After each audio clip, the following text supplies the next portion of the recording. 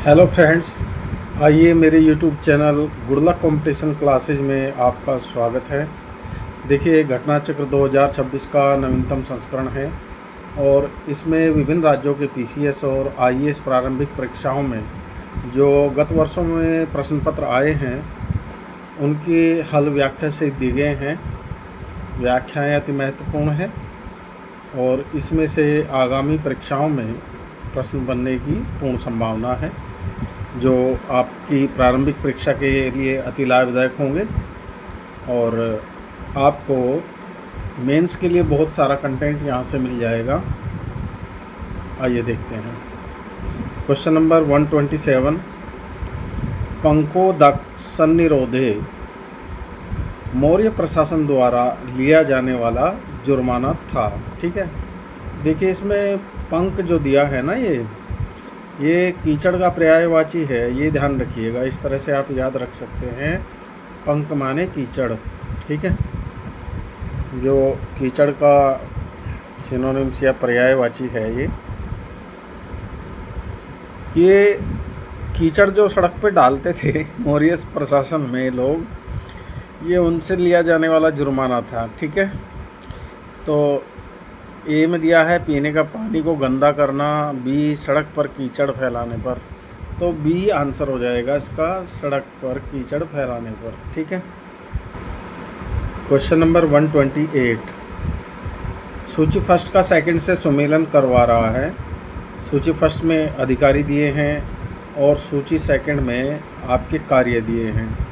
ठीक है, तो ए में है तलार, बी में है पट्टकोल, सी में दिया है सासाधिपति और डी में दिया है बलाधिप।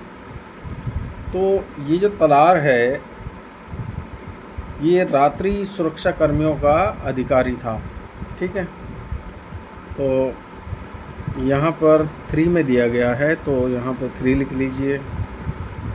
तो 3 किस किस में है? ए में, केवल एक में है, यहीं से आंसर निकल जाएगा आपका। ठीक है, बाकी पट्टकोल ये ग्रामीण कर वसूल करने वाला अधिकारी था, तो ये 4 में है, यहाँ 4 आ जाएगा। और सासाधिपति ये चोरी डकैती के मुकदमों का अधिकारी था, तो इसमें 2 आ जाएगा। और बलाधिप ये चुंगी का सुरक्षक था, 1 आ जाएगा। तो 3, 4, 2, 1 बी आंसर हो गया आपका, 3, 4, 2, 1 बी आंसर हो गया। ठीक है, देखिए इसमें जो तलार है, तलार को आप तलवार से थोड़ा रेजोनेट कर लीजिए। और रात्रि सुरक्षा कर्मियों का अधिकारी, ठीक है, जो सुरक्षा कर्मी होते थे पहले तलवार रखते थे, तो ये रात्रि सुरक्षा कर्मियों का अधिकारी, इस तरह से आप रेजोनेट कर लीजिए, याद रह जाएगा आप लोगों को। और बी में दिया है पट्टकोल, ये है ग्रामीण कर वसूली करने वाला अधिकारी। ठीक है, तो इसका कुछ खास कोड बन नहीं पा रहा है। सासाधिपति ये चोरी डकैती के मुकदमों का अधिकारी है, तो भाई चोरी डकैती के मुकदमों को सुनने वाला साहसी होना चाहिए, तो सासाधिपति ऐसे आप याद रख सकते हो। और बलाधिप ये चुंगी का सुरक्षक। ठीक है, क्वेश्चन नंबर 129, मौर्य काल में शिक्षा का सर्वाधिक प्रसिद्ध केंद्र था। ठीक है, तो मौर्य काल में शिक्षा का सर्वाधिक प्रसिद्ध केंद्र था। ए में दिया है वैशाली, बी में दिया है नालंदा, सी में दिया है तक्षशिला और डी में दिया है उज्जैन। देखिए, नालंदा और तक्षशिला 2 स्थान पर ये शिक्षा के केंद्र थे, लेकिन ये मौर्य काल की बात कर रहा है। ठीक है, यहाँ पर जो सबसे बड़ा शिक्षा केंद्र था मौर्य काल में वो तक्षशिला में था। ठीक है, क्योंकि तक्षशिला से ही चाणक्य पढ़े और वहीं पर उन्होंने आचार्य वहाँ पर आचार्य भी बने। तो तक्षशिला में जैसे आजकल प्रोफेसर होते हैं डिग्री कॉलेज में या यूनिवर्सिटीज़ में, तो उसी तरह से जो है तक्षशिला में प्रोफेसर थे आचार्य चाणक्य। ठीक है, देश विदेशों से लोग जो है तक्षशिला विश्वविद्यालय में पढ़ने के लिए आते थे। और दूसरा है नालंदा। नालंदा जो है ये भी शिक्षा का केंद्र था, लेकिन इसकी स्थापना गुप्त काल में हुई थी, तो ये मौर्य काल का नहीं है नालंदा। तो ये आंसर आपका सी हो गया इस तरह से। बाकी वैशाली जो है बौद्ध और जैन धर्म से जुड़ा स्थान है। ठीक है, और उज्जैन ये मध्य प्रदेश में है, मौर्य काल में एक प्रांत था उज्जैन। इसकी व्याख्या देख लेते हैं। वैशाली वर्तमान में बिहार का एक जिला है। प्राचीन काल में वैशाली बुद्ध एवं जैन धर्म से जुड़ा रहा। यह 6ठी शताब्दी ईसा पूर्व में वज्जी संघ के अंतर्गत एक प्रमुख गणराज्य था। महावीर स्वामी का जन्म वैशाली के कुंडाग्राम में हुआ था। नालंदा बौद्ध शिक्षा का महत्वपूर्ण केंद्र था। सर्वप्रथम यहाँ बौद्ध विहार की स्थापना गुप्त काल में करवाई गई थी, और तक्षशिला मौर्य काल में हिंदू और बौद्ध शिक्षा का प्रमुख केंद्र था। यह यहाँ पर विश्व भर से लोग पढ़ने के लिए आते थे। नेक्स्ट क्वेश्चन है आपका 130। कौटिल्य के अर्थशास्त्र के अनुसार मौर्य काल न्याय व्यवस्था में निम्नलिखित न्यायालय अस्तित्व में थे। तो ए में, इसमें एक में दिया है धर्म मामात्र, बी 2 में दिया है धर्मस्थीय, और 3 में दिया है रज्जुक, और 4 में दिया है कंटक शोधन। तो मौर्य काल में 2 प्रकार के न्यायालय थे। एक थे धर्मस्थीय जो दीवानी मामलों को देखते थे, और एक होते थे कंटक शोधन जो मतलब फौजदारी मामले या जिन्हें क्रिमिनल केसेस कहते हैं। ठीक है, तो धर्मस्थलीय मामले, ये धर्मस्तरीय जो न्यायालय थे ये आजकल जो दीवानी मामलों में आते हैं मामले, जैसे सिविल केस होते हैं, तो उस तरह के मामले धर्मस्थलीय न्यायालय में देखे जाते थे। ठीक है, और ये कंटक शोधन जो था ये क्रिमिनल कोर्ट थी, यहाँ पर क्रिमिनल केसेस देखे जाते थे। ठीक है, और रही बात धर्म मामात्र की और रज्जुक की। जो रज्जुक थे ये ग्रामीण जनपद की देखभाल के लिए नियुक्त कर संग्रहण करते थे, और बाद में इन्हें न्यायिक शक्तियाँ भी दे दी थी, और पणियों पर शासन करने का भी उल्लेख रज्जुकों के विषय में मिलता है। अब पहले में दिया है नंबर 1 पे धर्म मामात्र। तो धर्म मामात्र अशोक के शासनकाल के 14वें वर्ष में नियुक्त, ये धर्म का प्रचार करने के लिए, जन कल्याण एवं धार्मिक सहिष्णुता को बढ़ावा देने के लिए, इस सब कार्य के लिए धर्म मामात्रों की नियुक्ति अशोक के 14वें शासनकाल के 14वें वर्ष में जो है हुई थी। ठीक है, और ये सभी जो आपके रज्जुक हैं या धर्म मामात्र हैं, इनका जो उल्लेख है अशोक के 5वें शिलालेख में मिलता है, इनका वर्णन धर्म मामात्र और रज्जुकों का। ठीक है, इसकी व्याख्या देख लेते हैं। कौटिल्य के अर्थशास्त्र के अनुसार मौर्यकालीन न्याय व्यवस्था में न्यायालय मुख्यतः 2 प्रकार के थे, धर्मस्थीय और कंटक शोधन। धर्मस्थीय दीवानी तथा कंटक शोधन फौजदारी न्यायालय था। तो धर्मस्थीय कैसा न्यायालय था? दीवानी। और कंटक शोधन कैसा न्यायालय था? फौजदारी न्यायालय। अच्छा, प्रदेष्टा फौजदारी न्यायालय का न्यायाधीश था। तो प्रदेष्टा जो है, जो क्रिमिनल केसेस जिसमें चलते थे फौजदारी न्यायालय में, ये प्रदेष्टा उसका न्यायाधीश था, और व्यावहारिक दीवानी न्यायालय का न्यायाधीश था। ठीक है, यानी कि जो व्यावहारिक था वो धर्मस्थीय न्यायालय जो होते थे उनका न्यायाधीश था। ठीक है, कौटिल्य के अर्थशास्त्र में उल्लेख है कि आमात्य धर्मोपधाशुद्ध अर्थात धार्मिक प्रलोभन द्वारा शुद्ध चरित्र वाले सिद्ध होते थे, उन्हें ही न्यायाधीश बनाया जाता था। नेक्स्ट क्वेश्चन है आपका 131। भारत के सांस्कृतिक इतिहास के संदर्भ में इतिवृत्तों, राजवंशीय इतिहासों तथा वीर गाथाओं को कंठस्थ करना निम्नलिखित में से किसका व्यवसाय था? ठीक है, तो ये डी दिया है मागध, इसका आंसर है मागध। तो ये IAS प्री एग्ज़ाम 2016 में क्वेश्चन पूछा गया है। ठीक है, बाकी देखिए ए में दिया है श्रमण। श्रमण कौन थे? बुद्ध के अनुयायी भिक्षु जो सांसारिक जीवन का त्याग करके आध्यात्मिक मुक्ति और साधना करने वाले थे। ठीक है, और जो परिव्राजक थे ये भ्रमण करने वाले आध्यात्मिक व्यक्ति थे जो ज्ञान और मोक्ष की खोज में लगे रहते थे, ये जैन और बौद्ध भिक्षु थे। ठीक है, परिव्राजक।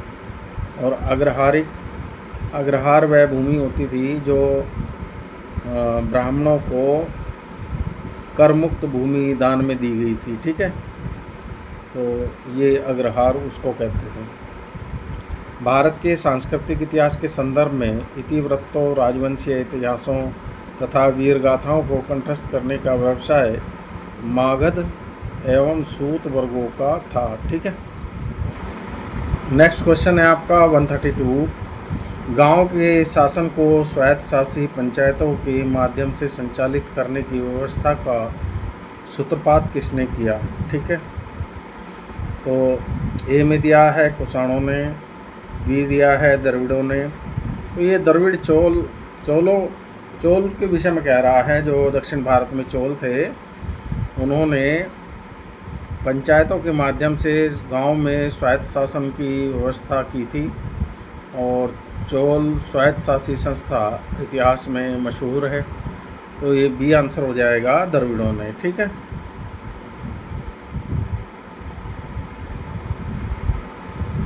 इसकी व्याख्या है गांव के शासन को स्वायत्तशासी पंचायतों के माध्यम से संचालित करने की व्यवस्था का सूत्रपात द्रविड़ों या चोल ने किया। यह व्यवस्था उस समय गांव के प्रशासन का आधार थी। ठीक है, क्वेश्चन नंबर 133। प्राचीन भारत के निम्नलिखित ग्रंथों में से किसमें पति द्वारा प्रत्यक्ष पत्नी के लिए विवाह विच्छेद की अनुमति दी गई थी? ठीक है, तो ए में दिया है कामसूत्र, बी में दिया है मानव धर्मशास्त्र, सी में दिया है शुक्र नीतिसार, डी में दिया है अर्थशास्त्र। ठीक है, तो ये डी आंसर हो जाएगा इसका अर्थशास्त्र, जो आचार्य चाणक्य या विष्णुगुप्त का लिखा हुआ है। तो इसमें क्वेश्चन में दिया गया है कि पति द्वारा प्रत्येक पत्नी के लिए विवाह विच्छेद की अनुमति किन अर्थों में थी? जैसे पति विदेश चला जाता था या प्रदेश चला जाता था और बहुत लंबे समय से नहीं आ रहा था, तो उस दशा में स्त्री दूसरी शादी कर सकती थी।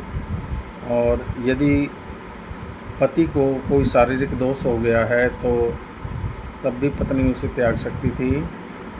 और इसी प्रकार स्त्री के लिए भी प्रतिबंध थे कि स्त्री या तो विचारणी हो जाए या बंध्या हो जाए, तो उस दशाओं में पति उसका परित्याग कर सकता था। ठीक है, यह इस परीक्षा में क्वेश्चन पूछा गया है। और इसकी व्याख्या है अर्थशास्त्र में पति द्वारा प्रत्येक पत्नी के लिए विवाह विच्छेद की अनुमति दी गई है। मौर्यकालीन समाज में तलाक की प्रथा थी।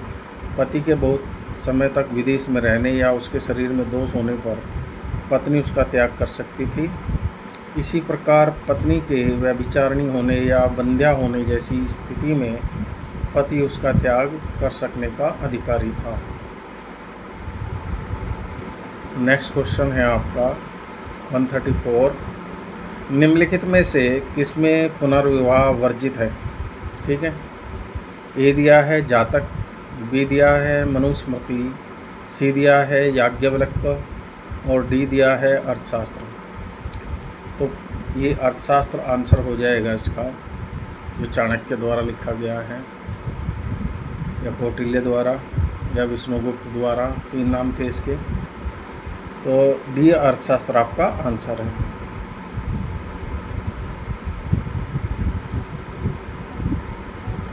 क्वेश्चन नंबर 134, निम्नलिखित में से किसमें पुनर्विवाह वर्जित है?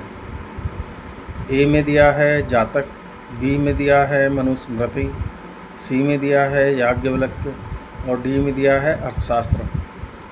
तो देखिए, अर्थशास्त्र में तो पुनर्विवाह वर्जित नहीं किया गया है। कुछ कंडीशंस दी गई थी जो ऊपर हमने पढ़ी हैं क्वेश्चन में, कि पुनर्विवाह किया जा सकता है पत्नी द्वारा भी और पति द्वारा भी। लेकिन पुनर्विवाह वर्जित जो किया है वो मनुस्मृति में किया गया है। तो बी आंसर हो जाए इसका, मनुस्मृति। ठीक है। बाकी जातक जो है ये बुद्ध के पूर्व जन्म की इसमें कहानियाँ हैं और याज्ञवल्क्य की स्मृति ग्रंथ है। ठीक है। मनुस्मृति भी एक ये ग्रंथ ही है और इसमें हिंदू विधि की बातें या हिंदू कानून की बातें कही गई हैं।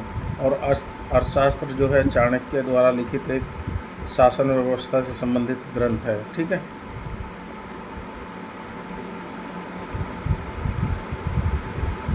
इसकी जो व्याख्या है मनुस्मृति के 38वें खंड में स्पष्ट उल्लेख है कि वह व्यक्ति जिसकी पत्नी मर गई हो पुनर्विवाह कर सकता है, लेकिन विधवा जिस स्त्री का पति मर गया हो, विडोज, को पुनर्विवाह की अनुमति नहीं थी। ठीक है। नेक्स्ट क्वेश्चन है आपका 135, विदेशियों को भारतीय समाज में मनु द्वारा दिया गया सामाजिक स्तर था। तो ए में दिया है क्षत्रियों का, बी में दिया है व्रात्य क्षत्रियों का, सी में दिया है वैश्यों का, डी में दिया है शूद्रों का। ठीक है। तो ये व्रात्य क्षत्रिय कहलाते थे जो मनु ने विदेशियों को भारतीय समाज में सामाजिक स्तर प्रदान किया, तो व्रात्य क्षत्रियों का दिया था। बी आंसर हो जाएगा इसका। जबकि क्षत्रिय, वैश्य और शूद्र ऋग्वेद के 10वें मंडल के पुरुष सूक्त में पहले से ही वर्णित है। ठीक है।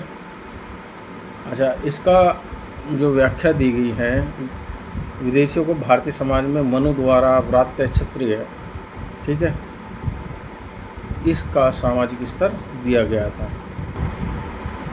नेक्स्ट क्वेश्चन है आपका 136, निम्नलिखित व्यक्ति भारत में किसी न किसी समय आए।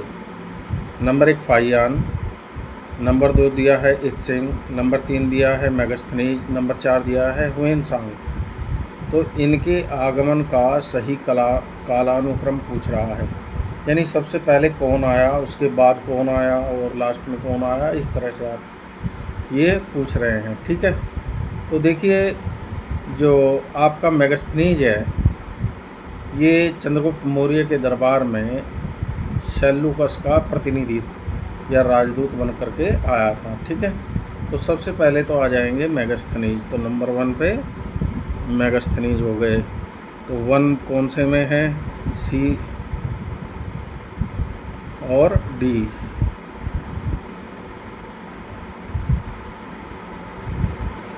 सॉरी 3 कौन से में है, तो 3 ए में है और बी में है। तो अभी आंसर नहीं निकल पा रहा है। इसके बाद देखिए, जो चीनी यात्री है फाहियान, ये चंद्रगुप्त सेकंड के समय में आया था। ठीक है। तो फाहियान आ जाएगा दूसरे नंबर पर। तो 3 और 1 ए में भी है और बी में भी है, नहीं निकल गया।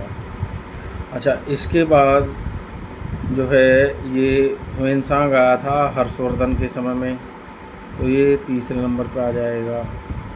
तो अब क्रम बन गया है 3, 1, 4। तो 3, 1, 2 और 3, 1, 4 बी आंसर हो जाएगा आपका। ठीक है।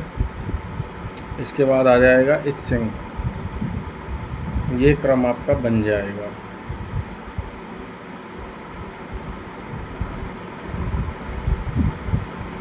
व्याख्या देख लेते हैं इसकी। यूनानी शासक सेल्यूकस ने मेगास्थनीज नामक अपना एक राजदूत चंद्रगुप्त मौर्य के दरबार में भेजा था। उसने इंडिका नामक पुस्तक की रचना की। चीनी यात्री फाहियान ने चंद्रगुप्त सेकंड के समय भारत की यात्रा की थी और चीनी यात्री हुएनसांग हर्षवर्धन के समय में भारत आया था और इत्सिंग 7वीं सदी में भारत आया था, ये भी चीनी यात्री था। तो ये सबसे लास्ट में आ गया है। ठीक है, वैसे इनके सन याद रखने की ज़्यादा आवश्यकता नहीं है, लेकिन हाँ, यदि आप लोगों को राजवंश पता है कि कौन पहले रहा है और कौन उनके बाद रहा है, तो उससे आप जो है निकाल सकते हैं। तो करेक्ट आप टाइम को याद रखने की आवश्यकता नहीं है ऐसे क्वेश्चन को क्रम बनाने के लिए। अगर राजवंश आपके याद हैं तो उससे भी निकल जाएगा आपका आंसर।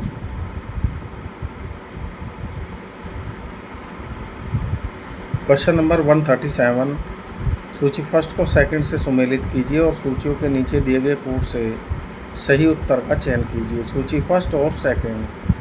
ठीक है, तो देखिए जो चंद्रगुप्त है इसे क्या कहा था? पियदसी तो अशोक का है, सैंड्रोकोटस कहा था। किसने कहा था? विलियम जोन्स ने। ठीक है, तो इसे विलियम जोन्स ने क्या कहा था? सैंड्रोकोटस। और अमित्रघात किसका नाम है? बिंदुसार का। ठीक है, संस्कृत ग्रंथों में अमित्रघात कहा गया है बिंदुसार को। और ये विष्णुगुप्त बचपन का नाम था चाणक्य का, इनके पिता ने रखा था इनका नाम। तो इसमें पियदसी आ जाएगा अशोक वाले में नंबर 1, चंद्रगुप्त वाले में आ जाएगा सैंड्रोकोटस 2, बिंदुसार में आ जाएगा 3 अमित्रघात और चाणक्य में आ जाएगा 4। इस तरह से आपका कोड बन गया है 2, 3, 1 कोड। तो ये आपका सी आंसर हो जाएगा। ठीक है, इसकी व्याख्या देख लेते हैं। चंद्रगुप्त मौर्य को विलियम जोन्स ने सैंड्रोकोटस कहा है। बिंदुसार को संस्कृत ग्रंथों में अमित्रघात कहा गया है और अशोक को उसके अभिलेखों में पियदसी या प्रियदर्शी, ठीक है, और या देवनाम पिय, ये सब जो है अशोक की उपाधियाँ थी उसके अभिलेखों में। और चाणक्य का बचपन का नाम जो इनके पिता ऋषि चणक ने रखा था उनका नाम विष्णुगुप्त था। ठीक है, बचपन का नाम चाणक्य का।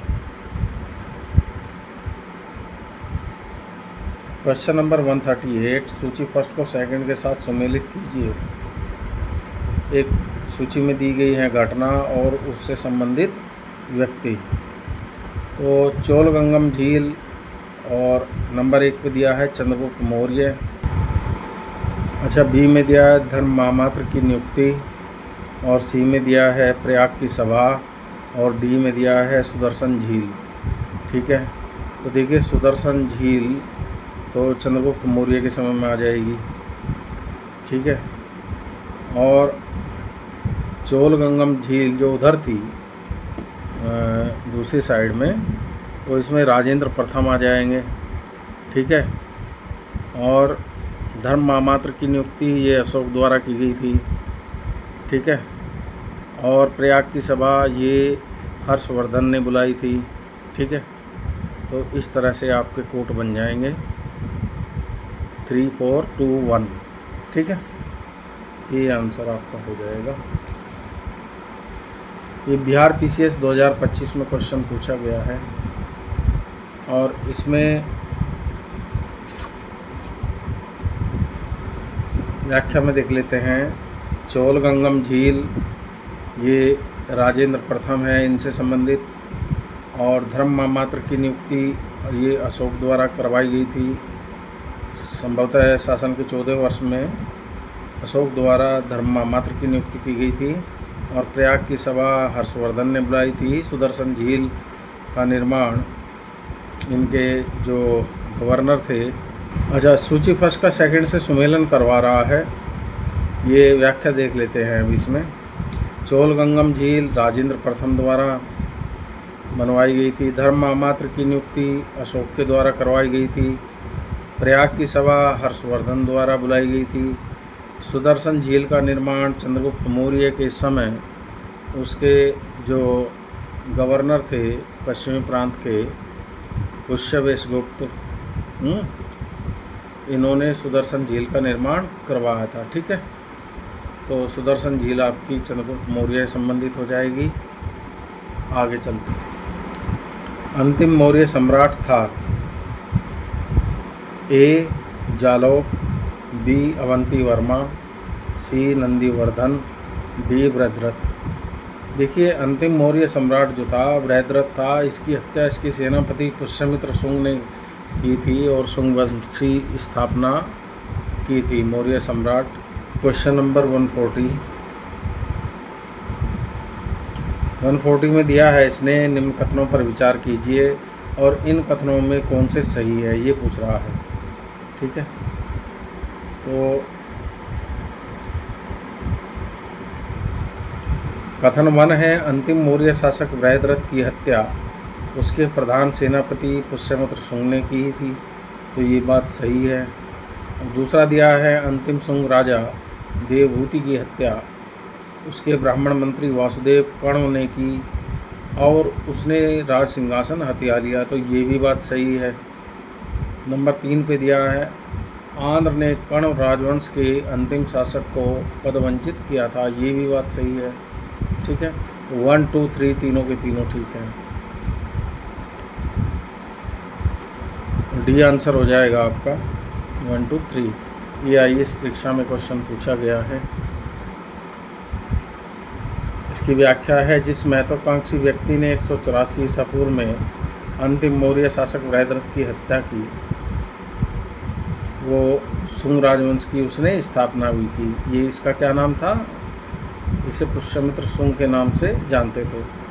शुंग वंश का अंतिम राजा देवभूति अत्यंत विलासी था। वह अपने अमात्य वासुदेव के षड्यंत्रों द्वारा मार डाला गया। वायु पुराण के अनुसार अंतिम कणु शासक सुशर्मा अपने आंध्र जातीय भृत्य सिमुक द्वारा मार डाला गया था।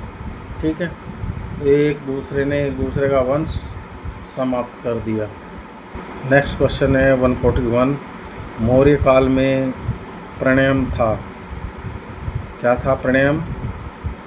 ए में दिया है आपातकालीन कर, बी में दिया है प्रेम विवाह, सी में दिया है भूमि अनुदान और डी में दिया है भूमि कर।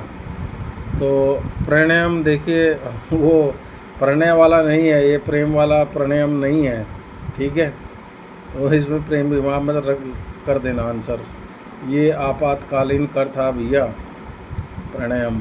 ठीक है, तो ये आंसर हो जाएगा इसका आपातकालीन कर। ठीक है, तो ये उत्तराखंड पीसीएस 2021 में क्वेश्चन पूछा गया है। क्वेश्चन नंबर 142, ईस्वी सन के पूर्व की कुछ शताब्दियों में निम्नलिखित में से किन शासकों ने गिरनार क्षेत्र में जल संसाधन व्यवस्था की ओर ध्यान दिया? नंबर 1 पे है महापद्म नंद, दूसरे पे है चंद्रगुप्त मौर्य, तीसरे पर हैं अशोक और चौथे पे हैं रुद्रदामन। तो देखिए, महापद्म नंद इन्होंने गिरनार क्षेत्र में कोई पानी व्यवस्था या जल व्यवस्था का कार्य नहीं करवाया था। ठीक है, और दूसरे दिया है चंद्रगुप्त मौर्य। चंद्रगुप्त मौर्य के समय उसके पश्चिमी प्रांत के गवर्नर पुष्यगुप्त ने गिरनार क्षेत्र में सुदर्शन झील खुदवाई थी। और अशोक के समय उसके पश्चिम प्रांत के गवर्नर तुषास्प ने 3वीं शताब्दी ईसा पूर्व में इसमें से नहरें निकलवाई। तो ये बात ईसा सन के पूर्व की बात पूछ रहा है। तो चंद्रगुप्त मौर्य और अशोक ये दोनों के दोनों ईसा पूर्व के शासक हैं, जबकि रुद्रदामन के सौराष्ट्र प्रांत के गवर्नर सुविशाख ने भी झील का पुनर्निर्माण करवाया था। परंतु ये शासक ईस्वी सन के बाद का शासक है। ठीक है, तो इसमें 2 और 3 आंसर हो गया बी, 2 और 3।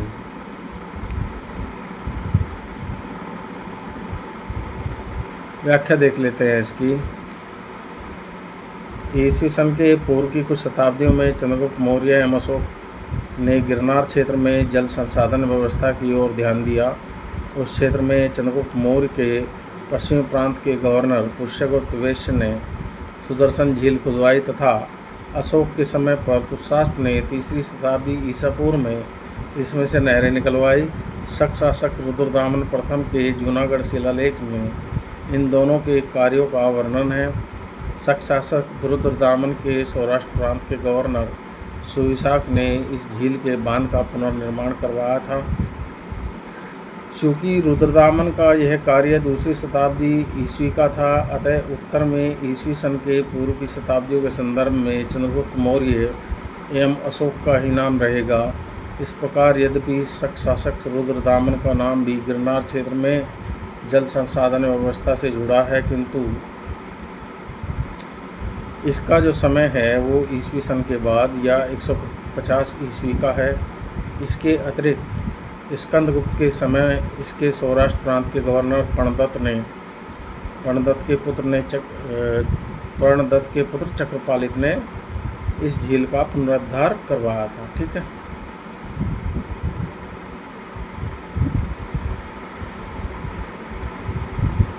नेक्स्ट क्वेश्चन है आपका 143। इसमें दिया है जल की आवश्यकता को ध्यान में रखते हुए जिस प्रथम शासक ने गिरनार क्षेत्र में एक झील का निर्माण करवाया था वह था। ए में दिया है चंद्रगुप्त मौर्य, बी में दिया है अशोक, सी में दिया है रुद्रदामन, डी में दिया है स्कंदगुप्त। देखिए, चंद्रगुप्त मौर्य ने सबसे पहले गिरनार क्षेत्र में मतलब इसका जो गवर्नर था उसने गिरनार क्षेत्र में सुदर्शन झील का निर्माण करवाया। ठीक है, और ये पुष्यगुप्त था इसका गवर्नर। और अशोक के समय में दुशास्प जो गवर्नर था अशोक का, इसने इस झील में से नहरें निकलवाई।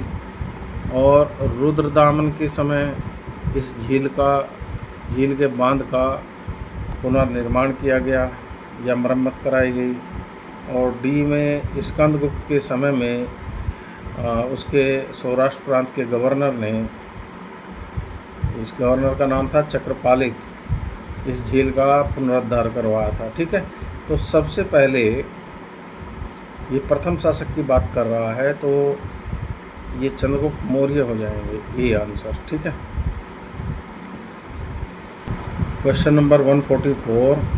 निम्नलिखित में से किस अभिलेख में चंद्रगुप्त और अशोक दोनों का उल्लेख किया गया है? महाक्षत्रप रुद्रदामन का जूनागढ़ अभिलेख। ठीक है, तो ये आंसर हो जाएगा आपका। ये वही रुद्रदामन प्रथम का जूनागढ़ अभिलेख है जिसमें उसने वर्णित किया है कि चंद्रगुप्त मौर्य के जो गवर्नर थे उन्होंने गिरनार क्षेत्र में सुदर्शन झील का निर्माण करवाया। और अशोक के समय में जो अशोक का गवर्नर था पश्चिम प्रांत का तुषास्प, इसमें से तुषास्प ने नहरें निकलवाई।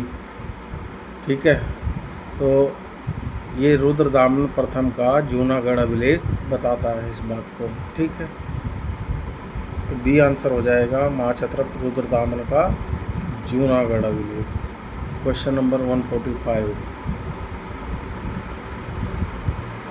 निम्नलिखित अभिलेखों में से किसमें अशोक का अभिलेख भी पाया गया है? ए में दिया है महाक्षत्रप रुद्रदामन का जूनागढ़ अभिलेख। ये ही आंसर है, अभी हमने ऊपर पढ़ा है या मैंने बताया भी है आपको। तो ये महाक्षत्रप रुद्रदामन प्रथम का जूनागढ़ अभिलेख है। ठीक है, तो ये आंसर हो जाएगा इसका। यूपीपीसीएस मेंस 2016 में क्वेश्चन पूछा गया है, इसकी व्याख्या देख लेते हैं। अशोक का अभिलेख महाक्षत्रप रुद्रदामन प्रथम के जूनागढ़ शिलालेख पर भी पाया गया है। ठीक है, रुद्रदामन पश्चिम भारत के शकों का एक महान राजा था और गुजरात के जूनागढ़ या गिरनार से संवत 72 और 150 ईस्वी का उसका एक शिलालेख प्राप्त होता है। इसमें उसकी विजयों, व्यक्तित्व और कर्तृत्व का विवरण मिलता है। अशोक के अतिरिक्त स्कंदगुप्त के भी 2 लेख इस पर खुदे हुए हैं। सर्वप्रथम 1822 में कर्नल टोड ने इसका पता लगाया। यह विशुद्ध संस्कृत भाषा और ब्राह्मी लिपि में लिखित प्राचीनतम लेखों में से एक है। ठीक है, ये रुद्रदामन प्रथम का जूनागढ़ अभिलेख। ठीक। क्वेश्चन नंबर 146 में दिया है, बराबर पहाड़ी की गुफाओं के विषय में निम्न में से कौन एक सही नहीं है। ठीक है, ए में दिया है बराबर पहाड़ी पर कुल 4 गुफाएं हैं और बी में दिया है 3 गुफाओं की दीवारों पर अशोक के अभिलेख उत्कीर्ण हैं। ठीक है, तो ये बात बिल्कुल सही है कि बराबर पहाड़ी पर कुल 4 गुफाएं हैं। ठीक है, बी में दिया है 3 गुफाओं की दीवार पर अशोक के अभिलेख उत्कीर्ण है, ये भी बात सही है। सी में दिया है ये अभिलेख इन गुफाओं को आजीवकों को समर्पित होने का उल्लेख करते हैं, ये भी बात बिल्कुल सही है। डी दिया है ये अभिलेख ईसा पूर्व 6वीं शताब्दी के हैं, नहीं, ये अशोक के समय के हैं। ठीक है, अशोक और दशरथ बराबर पहाड़ी की गुफाएं जो हैं इनके समय की हैं, तो डी आंसर हो जाएगा इसका, यही गलत है। ये अभिलेख ईसा पूर्व 6वीं शताब्दी के हैं।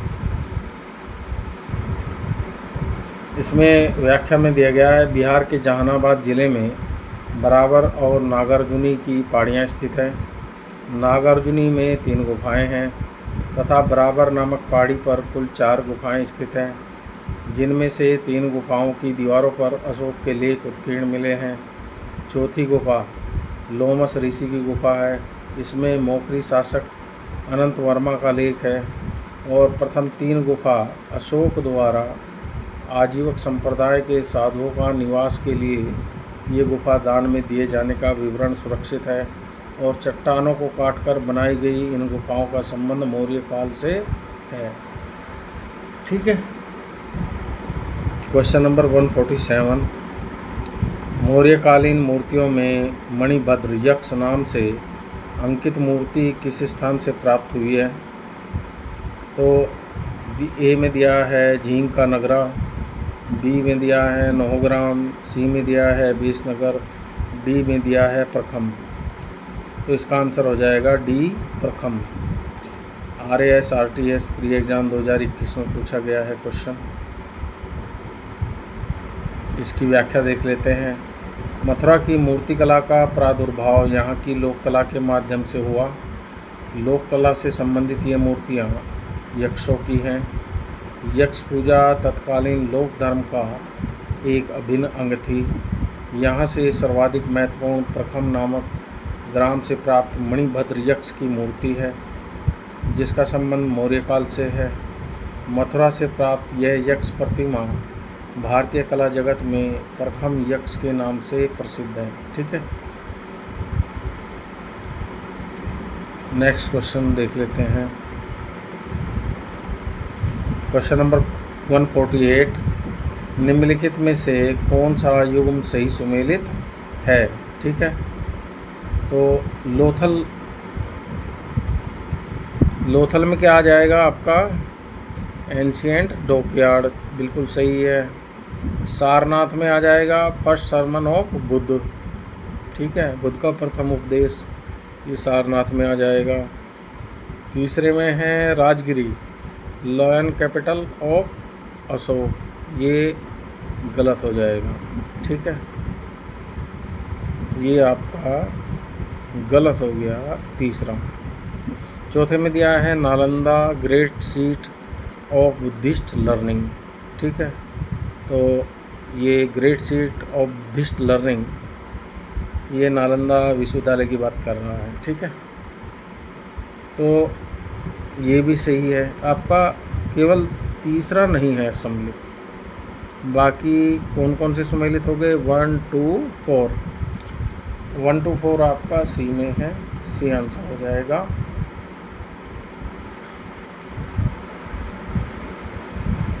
इसकी व्याख्या दी है, लोथल एंशियंट डॉकयार्ड है, ये हड़प्पा काल का आपका डॉकयार्ड है। और सारनाथ में फर्स्ट सरमन ऑफ बुद्ध, यानी कि बुद्ध का प्रथम उपदेश कहाँ हुआ था? सारनाथ में, ठीक है। और Nalanda great seat of Buddhist learning, ये भी सही है, परंतु Rajagiri learn capital of Ashok का युग्म गलत है। इस युग्म का सही स्थान सारनाथ होगा, ठीक है। नेक्स्ट क्वेश्चन है आपका 149। विशाखा दत्त के प्राचीन भारतीय नाटक मुद्रा राक्षस की विषय वस्तु है, ठीक है। ए में दिया है प्राचीन हिंदू जनश्रुति के देवताओं और राक्षसों के बीच संघर्ष के बारे में, नहीं। बी दिया है एक आर्य राजकुमार और एक कबीली महिला के प्रेम की कथा के बारे में, नहीं। सी दिया है दो आर्य कबीलों के बीच सत्ता के संघर्ष की कथा के बारे में, नहीं, ठीक है। और डी दिया है चंद्रगुप्त मौर्य के समय में राज दरबार की दुर्भिसंधियों के बारे में। हाँ, ये करेक्ट आंसर है आपका डी, चंद्रगुप्त मौर्य के समय में राज दरबार की दुर्भिसंधियों के बारे में, ठीक है। तो डी आंसर हो गया आपका, आईएएस एग्जाम में पूछा गया है। इसका व्याख्या देख लेते हैं। Doctor PK. जायसवाल ने विशाखा दत्त को चंद्रगुप्त मौर्य का समकालीन बताया है। उनके नाटक मुद्रा राक्षस से चंद्रगुप्त मौर्य के कृत्यों पर प्रकाश पड़ता है। इसमें चंद्रगुप्त मौर्य के समय में राज दरबार की दुर्भिसंधियों का वर्णन किया गया है, ठीक है। तो आज का वीडियो मैं यहीं समाप्त करता हूँ। आशा करता हूँ आप इससे पूर्णतः लाभान्वित होंगे, और वीडियो का संपूर्ण लाभ लेने के लिए इसे बार बार देखें प्लीज़। और जो मैंने ग्रीन कलर से हाईलाइट किया है, इसको आप ध्यान से देखिएगा। इसमें से भविष्य में परीक्षाओं में क्वेश्चन बनने की पूर्ण संभावना है। Thank you watching.